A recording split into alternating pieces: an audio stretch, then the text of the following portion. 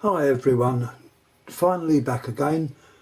We've got loads more stuff to show you all, from lamps, telephones, radios and other odds and ends.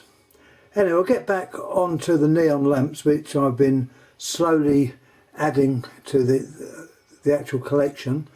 I've showed you this book before, the story of the lamp. This was produced in the 1920s by the British Osram company of General Electric Company. Now in here they show a plate of their lamps which were available in the 20s, and we'll focus on a particular neon. Well, this is figure 32, which as you can see is typical Beehive neon.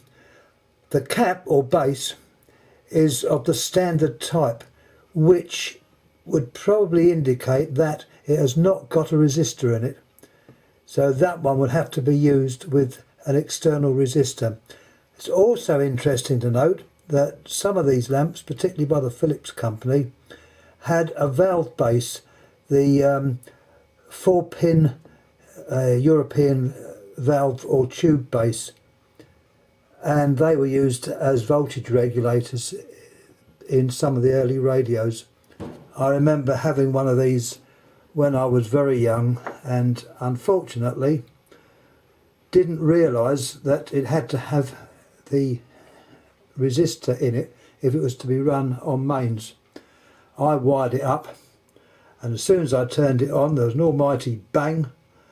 The actual electrodes inside parted company from the centre stem, and the bulb was completely useless.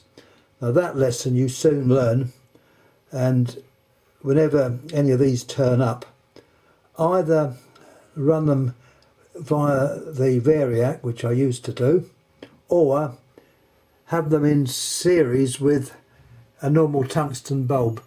This one's on the higher side, so I think it's probably about 100 watts, but you'd probably get away with something like a 25 watt bulb. So if by chance there was no resistor in the bulb, you wouldn't blow it up. The actual current would be limited. Now you can see this one, the base, unlike the one in the picture, the base is larger, and the reason for this is it contains a wire wound resistor. They have to use wire wound because the little carbon ones that you'd use in a radio would have to be too large to allow it to dissipate the heat.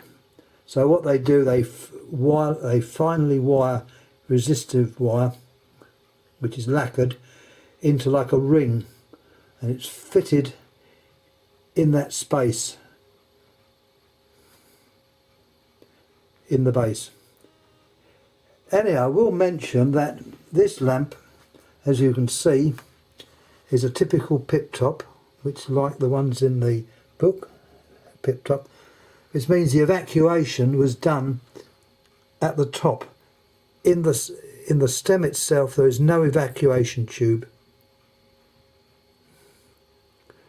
Yeah, I know you can now buy tungsten lamps which are reproduction lamps which have like a made up tip on the top, but if you look in the stem you'll see the normal evacuation tube.